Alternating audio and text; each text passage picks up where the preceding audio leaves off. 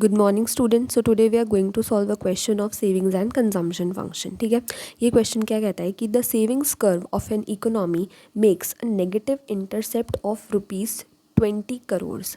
ठीक है, यानी कि savings curve of an economy makes a negative intercept of ₹20 crore and 10% of additional income is saved. ठीक है, तो एक सेविंग्स कर्व है, उसमें नेगेटिव इंटरसेप्ट यानी कि ये क्या हो गया, हमारा नेगेटिव कंजम्पशन हो गया. ठीक है, -C हो गया मतलब. ठीक है, और एडिशनल इनकम इज सेव्ड. ये एडिशनल इनकम इज सेव्ड मतलब क्या होता है, MPS होता है. ठीक है, तो अपने को MPS दे दिया 10%, -C दे दिया 20 करोड़.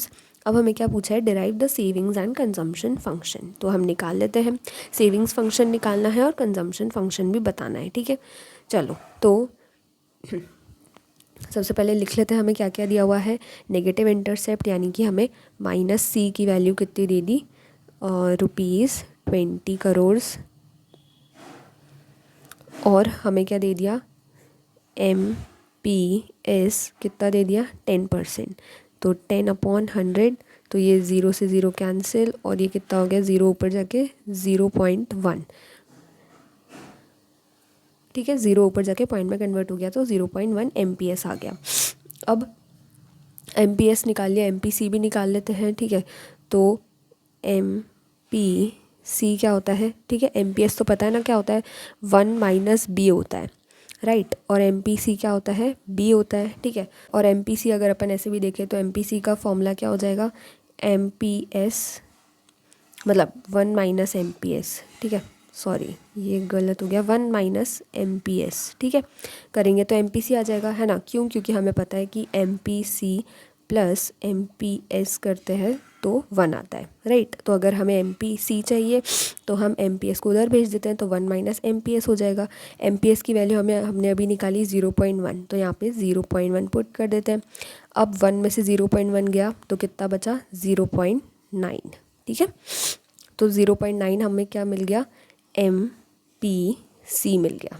ठीक है, यानी कि हमारा B कितना हो गया, 0.9 हो गया, और हमारा 1 - B कितना हो गया, 0.1 हो गया. ठीक है, चलो अब बस सेविंग्स फंक्शन और कंजम्पशन फंक्शन बता देते हैं. तो हमारा सेविंग्स फंक्शन क्या होता है, S is equals to -C plus 1 - B into Y होता है, राइट. और हमारा जो कंजम्पशन फंक्शन होता है वो क्या होता है, C is equals to C plus C bar, sorry यहाँ भी C बार है, C बार प्लस BY होता है. ठीक है, बस अब वैल्यूज़ पुट करनी है. चलो -C बार की वैल्यू अपने को 20 करोड़ दी हुई है. ठीक है, सो ये कितना हो जाएगा, -20 हो जाएगा, -20 प्लस 1 - B की वैल्यू कितनी है, 0.1, सो 0.1 और Y ब्रैकेट में. ठीक है, सो ये हमारा सेविंग्स फंक्शन बन गया. और C is equals to C bar की वैल्यू भी कितनी हो जाएगी, 20 प्लस B की वैल्यू 0.9 और Y एज इट इज़. ठीक है, तो बस ये हो गया अपना सेविंग्स फंक्शन, और ये अपना क्या हो गया, कंजम्पशन फंक्शन.